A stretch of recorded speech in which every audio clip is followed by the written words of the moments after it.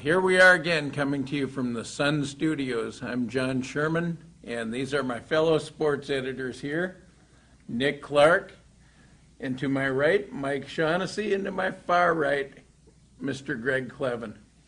We're here to give you a little update on the high school sports season, some of the things that are exciting this winter, some of the upsets, some of the rankings, some of our impressions of some of the top teams we've seen so far. We've been out at games. We've been going to girls hockey games for, it seems like, half a season already. And we've also been out to some girls basketball last week, some boys basketball, early season games, and of course some great hockey matchups already for the boys. Greg, what's impressed you so far about some of the teams in your area? Henry Sibley boys basketball team has gotten off to an impressive start, defeating Cretin-Durham Hall and Osseo, and they're the real deal. He's got depth, height. They're still working on finding their point guard and stuff, but I think they have a couple of guys that could handle that role. But they're just awfully tough, and they deservedly should be ranked number 2 behind that powerhouse Hopkins team. In boys hockey, Bloomington Jefferson head coach Jeff Lindquist really has his team playing at a high level. They're not only defeating opponents, but they're dominating play, winning by 4 or 5 goals. They look like to be the real deal, too, for boys hockey.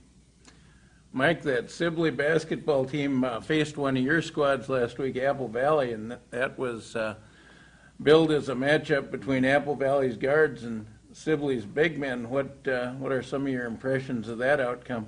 Well, I think before we award the state championship trophy to Hopkins, which that may very well still happen, we should probably keep in mind that Sibley brought back a lot of the core players from a team that could have and perhaps should have won the state championship game last year. Talking to Apple Valley assistant coach Zach Goring after Friday's game, Sibley won it 70-47, by the way. He'd mentioned that he thought Apple Valley might have a chance to cause a little havoc by putting some pressure on Sibley's guards. He'd mentioned when they played Sibley last season that when Peter Leslie was in the game, Apple Valley really struggled, and when Leslie was out of the game, Apple Valley had the better of it. Leslie is now playing college ball at St. Thomas. The guard Sibley had out there Friday, they thought maybe wouldn't have as much experience, but it turned out that their guards held up just fine. Apple Valley was not able to force that many turnovers. Sibley did have 17 first-half turnovers in that game, but a lot of them were just errant passes rather than Apple Valley steals. And then when Apple Valley tried to take it at Sibley's big men to get them in foul trouble, it didn't really work the way they'd hoped. The foul trouble didn't come until the second half when Sibley was already pretty comfortably ahead. They were impressive. I think that if it turns out that they end up playing Hopkins somewhere down the line in the state tournament, that would be an entertaining and a competitive game. Can your Lakeville North team get into that mix? They've got a lot of experience back also, and yes. They came up with a nice win last week, didn't they? They beat Woodbury on Friday, but they also lost at Burnsville by a point on Tuesday. The Lake Conference is going to be pretty balanced. I don't know if there's any team other than Eden Prairie that might have a chance to separate themselves from the other teams in the league. A lot of the teams in the Lake Conference have pretty good athletes.